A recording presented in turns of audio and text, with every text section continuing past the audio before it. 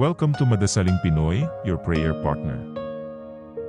Ngayon po ay Lunes na ika-34 na linggo sa karaniwang panahon. Ang mabuting balita ng Panginoon ayon kay San Lucas. Noong panahong iyon, nang tumingin si Jesus, nakita niya ang mayayamang naguhulog ng kanilang kaloob sa lalagyan nito sa templo. Nakita niya rin ang isang dukhang babaeng balo na naghulog ng 2 kusing.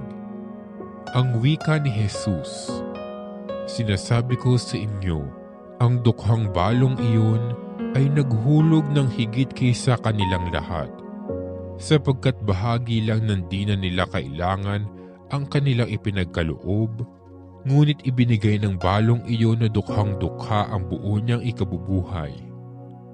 Ang mabuting balita ng Panginoon.